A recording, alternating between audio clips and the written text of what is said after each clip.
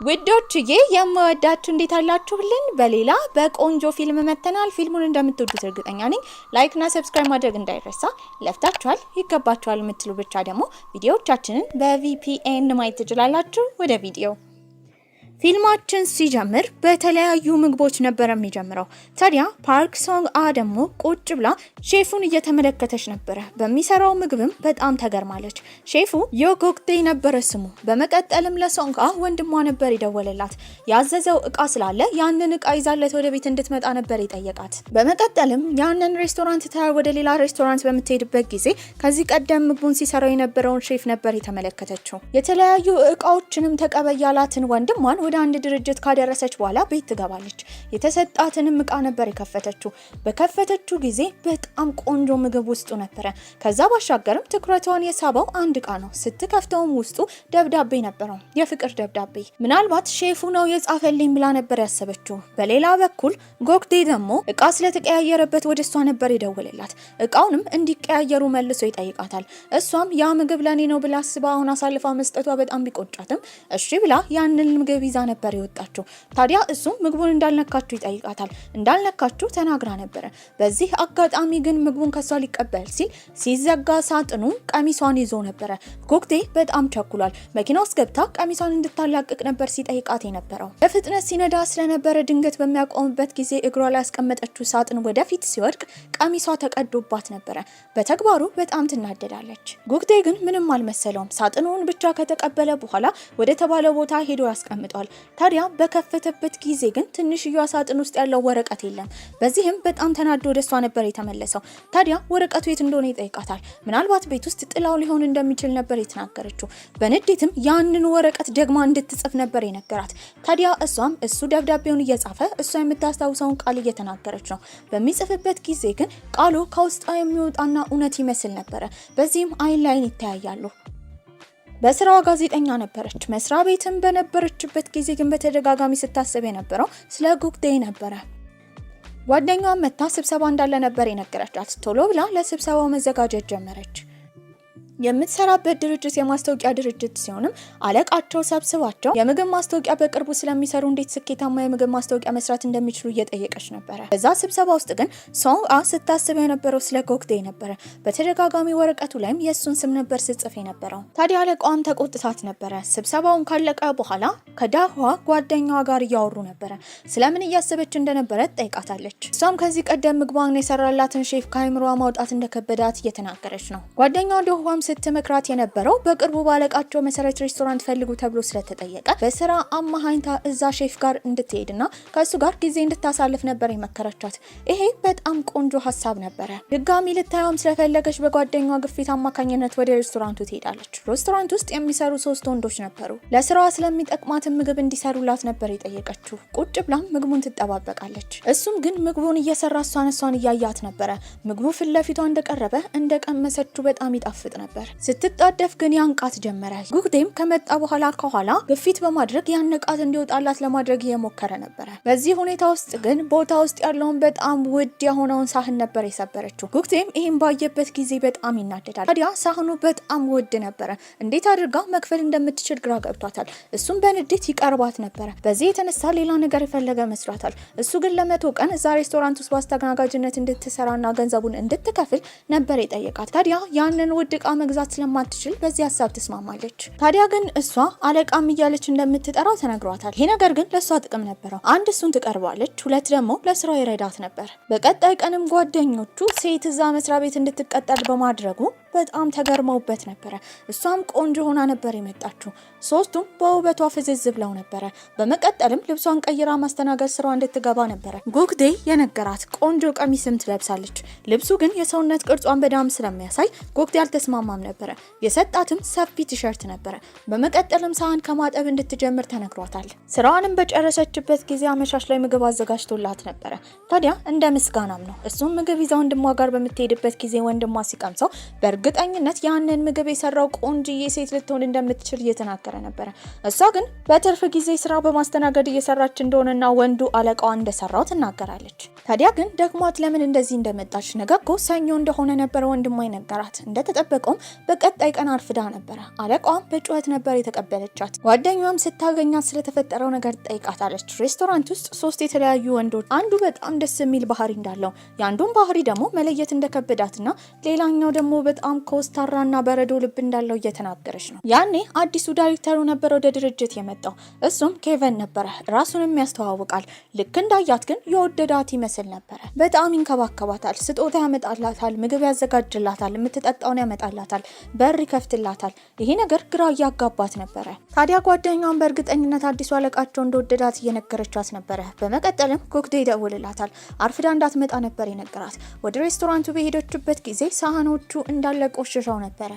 እሱን ሰርታ ደግሞ ጧት ወደ ስራ ትሄዳለች። ጓደኛዋ አይኗ አካባቢ ያለውን ጥቁረቱላ ተመልክታ ምን እየሆነች እንደሆነ ስትጠይቃት ይሄ ስራ መስራት በጣም እያደከማት እንደሆነ ትናገራለች። በየጊዜው አለቃቸው በሚያመጣው ባህሪ ደግሞ የኩክዴ ጓደኞች በእርግጠኝነት ከሶንጋ ፍቅር እንደያዘው ጠርጥረው ነበረ። ዳይሬክተሩም ሁሉንም ሰብስቦ ምግብ በጋበዛቸው ጊዜ እሷን ግን በፍቅር አይን ይመለከታት ነበረ። እንዲጠጡ ማበረታታቸው። ጠጥታ ስትጨርስ ሶንጋ ተነስታ ትወጣለች። ከኋላ ግን ኬቨን እየተከተላት ነበር። ጊዜው ገና እንደሆነ በመናገርም ወደ ሬስቶራንት ነበር የወሰዳት። እዛ ደግሞ የተገናኙት ከኩክዴ ጋር ነበረ። በጣም ሁለቱን አንድ ላይ ሲያቸው በጣም ቀንቶ ነበረ። በዚህም የእሷ አለቃ እንደሆነና በግማሽ ጊዜዋ እሱ ጋር እንደምትሰራ ኩክዴ ይናገራል። በመቀጠልም ከተነሳ በኋላ እንድትከተለውና እንዳታረፍድ ነበረ ኩክዴ ትዕዛዝ የሰጣት። ተከትለው ወደ ሬስቶራንት ትሄዳለች። እሷን ከመቆጣት ይልቅ ግን የሰከረ መንፈሷን የሚያርቅላት ቆንጆ ሾርባ ነበር የሰራላት። ሾርባውም በጣም ይጣፍጥ ነበረ። ቁጭ ብሎ ወይን እየጠጣ ነው። አይኗን ሲያያት ግን በጣም ቆንጆ ነበረች። ያኔ ተጠግቶ ግጥም አድርጎ ነበር የሳማት።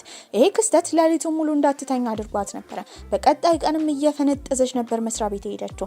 ይሄን የተመለከተችው ጓደኛዋ ምን እንደተፈጠረ ጠይቃታለች።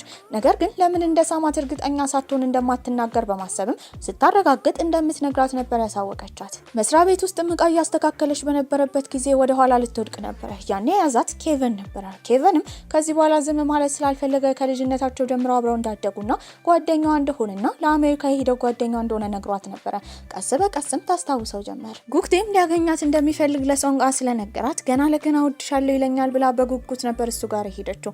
እሱ ግን ሲነግራት የነበረው ሰክሮ እንደሳማት፣ በምንም ነገር እንዳታስበው እሱ ከዚህ ቀደም አግብቶ እንደነበረ፣ ልቡ ስለተሰበረና ሚስቱ አሁን አብራው ስለሌለች ብቻ ሴት ጋር መቀራረብና የፍቅር ግንኙነት እንደማይፈልግ ነበር ይነገራል። ይሄ ንግግሩ ውስጧን ያቃጥለው ጀመረ። በጣም ተናዳ ጥላው ልትሄድ ስትል ግን ሊያስቆማት እየሞከረ ነበረ። ያኔ ገፍትራ ጥላው ትሄዳለች። ኬቨንም መንገድ ላይ ስላገኛት አብረው ቁጭ ብለው ጠጥተው ነበረ። በጣም ስትጠጣ ትሰክራለች። ወደ ቤትም ወስዶ አስተኝቷት ነበረ። ያኔ ወንድሟ ይመጣል። ኬቨንንም ሲጠይቀው የነበረው ግንኙነታቸው ምን እንደሆነና ከእህቱ ምን እንደፈለገ ነበረ። እሱም አለቃዋ እንደሆነ ይናገራል። በስካር መንፈስ ግን ሌሊት ላይ ነበር የተነሳችው። ደውላም ኩክዴን ትሰድበው ጀመረ። ታዲያ ጠዋት ላይ ወንድሟ ሌሊት ለማን እንደደወለች ነበር የጠየቃት።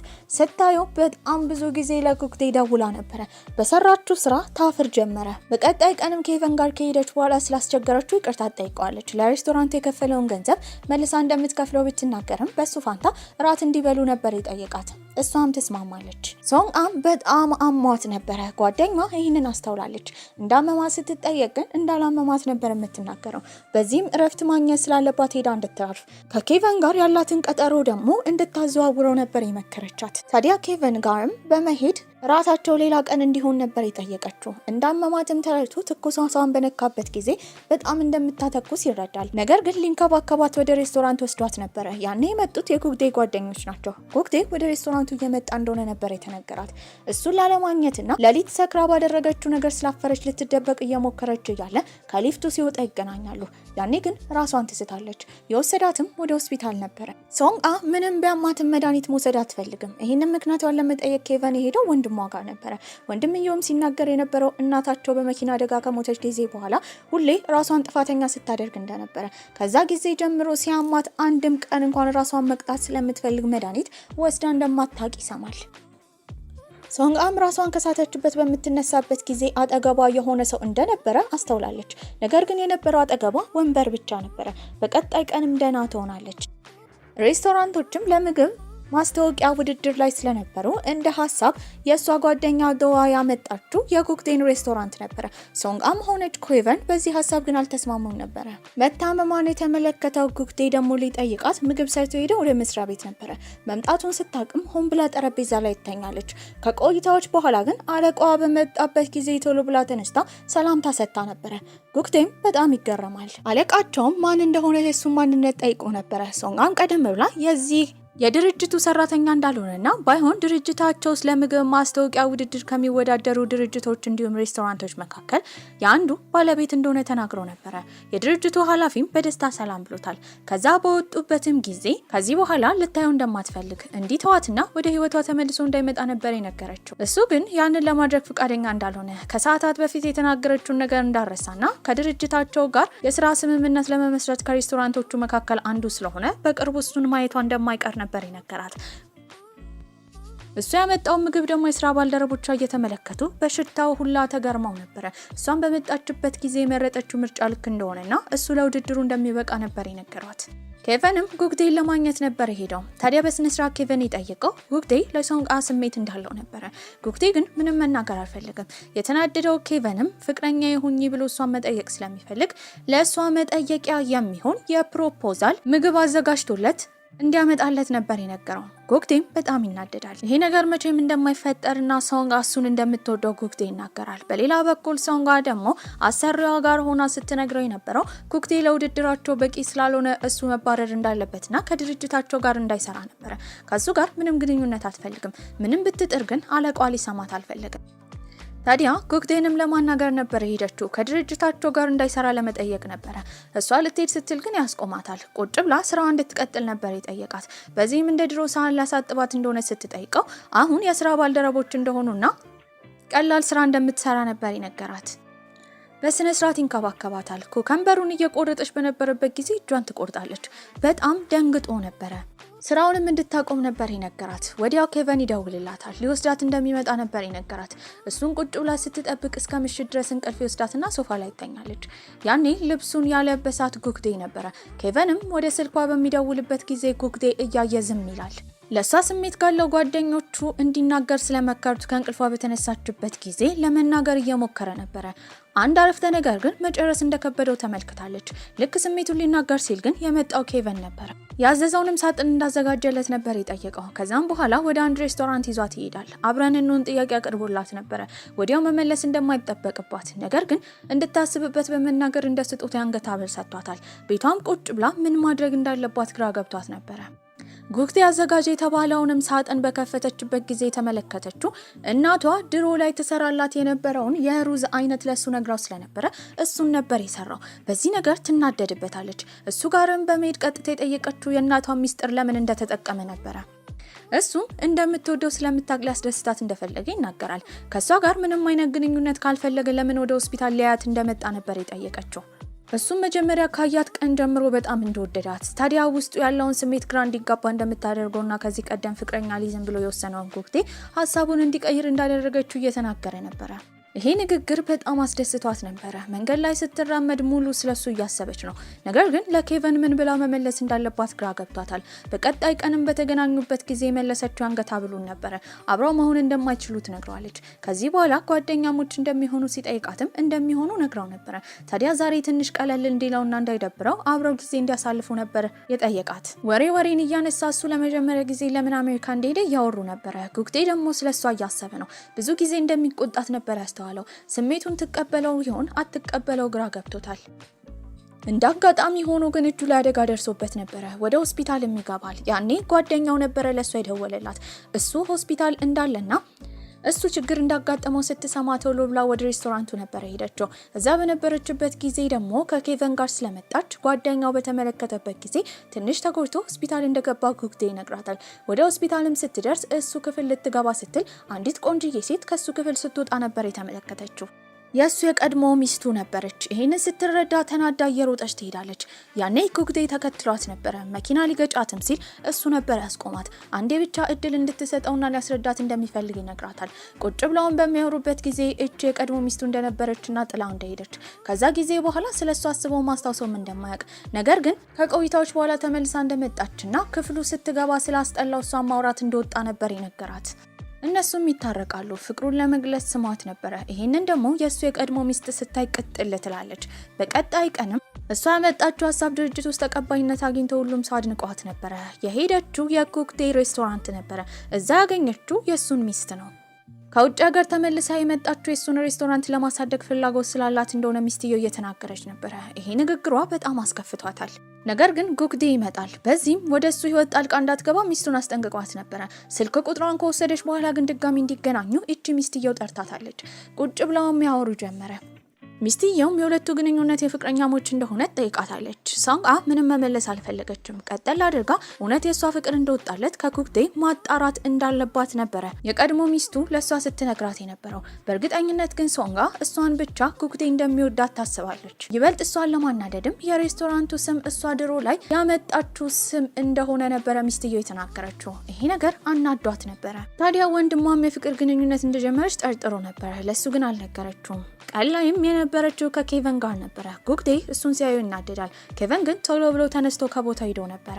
በዚህም ቁጭ ብለው ከኬቨን ጋር ያላትን ግንኙነት እንደማይወደው ቢነግራትም እሷ ግን የስራ ብቻ እንደሆነ ትናገራለች። እጁ ምንም ቢጎዳም ሊያግዛት ይሞክር ነበር ኩክቴ። ያኔ የሬስቶራንቱ ስም እንዲቀየር ሀሳብ እንድታመጣ ነበር የነገራት። እንደምታስብበት ትናገራለች። ትንሽ ካሰበችበት በኋላ ግን በድንገት የሬስቶራንቱን ስም መቀየር ችግር ውስጥ ሊከተው ስለሚችል በዚህ ስም ደግሞ ሁለቱ እንደማይጣሉና እንዳደጉ በማሰብ እሱን ልታናግረው ወደ ሬስቶራንቱ በሄደችበት ጊዜ ያገኘችው ሚስትየው ነበረ። ሚስትየው ትጮህ ጀመረ። እንዴት ድርጅቱን ለማበላሸት ካላት ፍላጎት ስሙን ለመቀየር እንዳሰበች ህፃንስ እንደሆነች እየጠየቀቻት ነበረ። በመቀጠልም የኩክቴ ጓደኛ ራሱ ሚስትየውን ደግፎ በአሁን ሰዓት ስሙን መቀየር አስፈላጊ እንዳልሆነ እየነገራት ነበረ። እሷ ግን እንዳይቀየር ሀሳብ ለመስጠት ነበር የመጣችው። ምንም ሳትናገር ዝም ትላለች። ታዲያ እንድትጠራጠር ለማድረግም ቤት ውስጥ አንድ ሳጥን እንዳለ እቃ ማከማቻ ክፍል ውስጥ እንደተቀመጠ በዚህም ያንን እንድትከፍተውና እንድታየው ስለ ታሪኩ ከነገራት ኩክቴ እውነት ወደዳት ማለት እንደሆነ ልጅቷ ነግራት ነበረ። በንዴት ውስጥ ተውጣ ምግብ እያበሰለች ነበረ ኩክቴ የመጣው። ምግቡን ግን አሳረረዋለች። ለምን በሱ ስራ ጣልቃ እንደምትገባ ይጠይቃታል። እሷ መቅመስ ብቻ እንዳለባት እሱ ደግሞ ምግቡን እንደሚሰራ ነበር የነገራት። ምግብም ሰርተው ቆንጆ ምግብ በልተው የፍቅረኛሞች ጊዜ ያሳልፈዋል። ከጨረሰች በኋላ የሄደችው ግን ወደ እቃ ማከማቻ ክፍል ነበረ። ሳጥኑንም ታየዋለች። ልትከፍተው ስትል የመጣው ኩክቴ ነው። ከቀማት በኋላ ያንን የመክፈት መብት እንደሌላት ነበር የነገራት። ያሰበችው የተለያዩ ሴቶች ፎቶ እዛ ሳጥን ውስጥ ይኖራል ብላ ነበረ።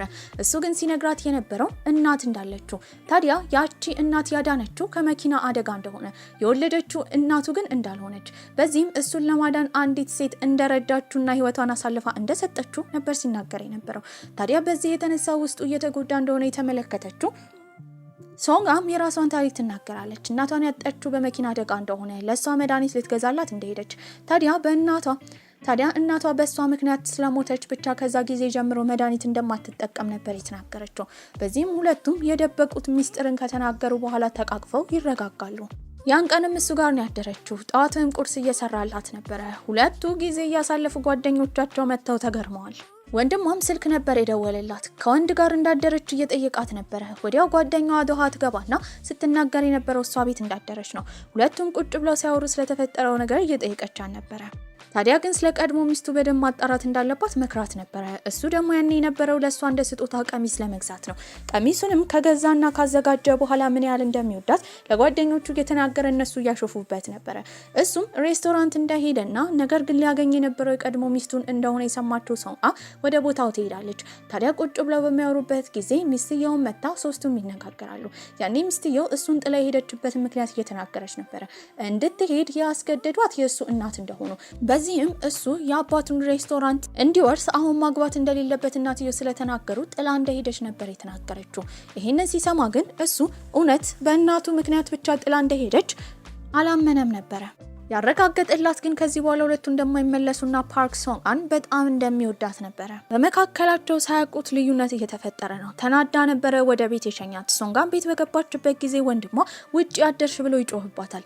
ትንሽ ካሰበች በኋላ ግን ስታስብ የነበረው ኩክቴን ስለሆነ እየሮጠች ወደ ውጭ ትወጣለች። እሱም ከመኪናውን በወረደበት ጊዜ ጥምጥም ብላ ነበር ያቀፈችው። ወንድምየውም እጅ ከፍንጅ ይዛቸዋል። ያኔ ግንኙነታቸውን በደንብ አድርጎ ጉክዴ አስረድቶ ነበረ። በቀጣይ ቀንም ድርጅት ውስጥ ብዙ ከነሱ ድርጅቶች ጋር ለመስራት ከተወዳደሩ ሬስቶራንቶች መካከል አንደኛ የወጣው ጉክዴ ነበረ። ሁሉም ሰው ደስተኛ ሆኗል። ከጉክዴ ጋርም በነበረችበት ጊዜ የእጅ ጌጥ አድርጎ ነበረ። ያንን የእጅ ጌጥ ማን እንደ ስጦታ እንደሰጠው የቀድሞ ሚስቱ እንደሰጠችው ጠይቋለች። ያንን የእጅ ጌጥ የሰጠችው ግን ከዚህ ቀደም ህይወቱን ያዳነችው ሴት እንደሆነች ነግሯት ነበረ። የሴትዮዋንም ፎቶ ያሳያታል። በዚህ ጊዜ ድንግጥ ነበር ያለችው። ያቺ ሴት እናቷ ነበረች። እስከዛሬ እናቷን የገደለችው እሷ ናት ብላ ብታስብም እሱ ነበረ ለእናቷ ሞት ምክንያት። እሱ መኪና ሊገጭ ሲል ነበር እናትየው ራሷን አሳልፋ የሰጠችው። በዚህም በጣም ትናደዳለች። ሁለቱ አንድ ላይ መቀጠል እንደማይችሉ ነበር የነገረችው። እንደ ስጦታ የሰጣትንም ቀለበት አውልቃ ፊቱ ላይ ከወረወረች በኋላ በእናቷ ፋንታ እሱ ሊሞት እንደሚገባ ነበር የተናገረችው። ታዲያ እንደዛ ስትለው ልቡ ተሰብሮ ስቅስቅ ብሎ ያለቅሳል። እውነታውን ከሰማች በኋላ ድንዝዝ ብላ ነበረ። ጓደኛዋንም መራመድ ስላቃታት መታ እንድትወስዳት ጠይቃታለች። ጓደኛዋም ወደ ቤቷ ወስዳ ረፍት እንድታደርግ አድርጋት ነበረ። ታዲያ የእሱ የቀድሞ ሚስቱን በመጨረሻ የሰማችው ሬስቶራንቱን ሊዘጋ እንደሆነ ነው። እሱን ለማናገር ነበር ያሰበችው። ታዲያ በሄደችበት ጊዜ ግን እሱ ሬስቶራንት ውስጥ ሆኖ ስቅስቅ ብሎ እያለቀሰ ከሶንግአ ጋር ከዚህ በላይ መራራቅ እንደማይችል እንደናፈቀችው እየተናገረ ነበረ። ይህንን በሰማችበት ጊዜ ሶንግአ ጋር ትሄዳለች። በዚህም ለሷ የነገረቻት ያኔ እሱ ሊገጭ የነበረው ህይወቱን ላዳነችለት ሴት ልጅ መድኃኒት ለመግዛት ሲሞክር እንደነበረ ትነግራታለች።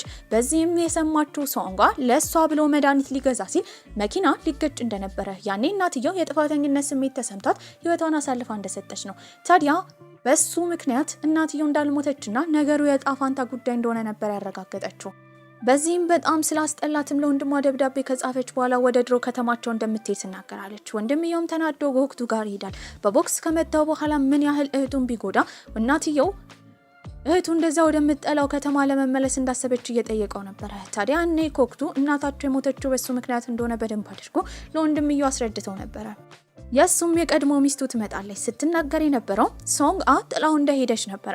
ታዲያ እሱም ምንም አዲስ ነገር እንዳልሆነ እሷም በሰርጋቸው ለጥላው እንደሄደች ይናገራል። ታዲያ ሶንግአን ጥላው ከሄደች በኋላ ይቅርታ ሊያደርግላት እንደፈለገ ለምን ለሷ ይቅርታ እንዳላደረገ ነበር የጠየቀችው። ጎክቱም የተናገረው ከሷ ስሜት ይበልጥ እንዳፈቀራትና ሶንግአን በጣም እንደሚወዳት ነበረ። ታዲያ እሷም እናቷ ወደ ኖረችበት ከተማ ሄዳ ባህር ዳርቻው ጋር በነበረችበት ጊዜ የመጣው ጎክቱ ነበረ። የሰጣትም የእናቷን ዲያሪ ነበረ እንድታነበው ይነግራታል። ለብዙ ጊዜ እሱ ጋር እንደነበረ ታዲያ ጥፋቱ እንደሆነ እንደገባው ነገር ግን ሁሉን ነገር ሊሽር እንደሚፈልግና ይቅርታ እንድታደርግለት ነበር የጠየቃት። እሷም የምታስብበት ጊዜ እንደምትፈልግ ትናገራለች። ጊዜያቶችም ያልፋሉ። አሁን እሷ ስራዋ ላይ ስኬታማ ነበረች። በሌላ በኩል የሱም ሬስቶራንት በጣም ታዋቂ ሆኖለት ነበረ። የእናቷንም ዲያሪ ባነበበችበት ጊዜ እዛ ላይ የምግብ አሰራር ተጽፎ ነበረ። እሱንም የምግብ አሰራር ስትሰራው ቆንጆ ሆኗል። ወንድሟ ሁላ በምግብ አሰራሯ በጣም አድንቋት ነበረ። ነገር ግን ከዚህ በላይ ከጎክቱ መራቅ አልቻለችም። በዚህም እሱ ሬስቶራንት ነበር ሄደችው። ምን ያህል እንደናፈቃትና ያለሱ ህይወት ምን ያህል እንደከበዳት ትነግረዋለች። እሱ የሰራውንም ምግብ ቁጭ ብለው ይመገባሉ። ከቀናት በኋላ ለመዝናናት በሱ መኪና እየሄዱ ዘፈን እየሰሙ ደስተኛ ሆኖ እንመለከታለን። ፊልማችን እዚህ ላይ አብቅቷል። ደህና ቆዩልኝ።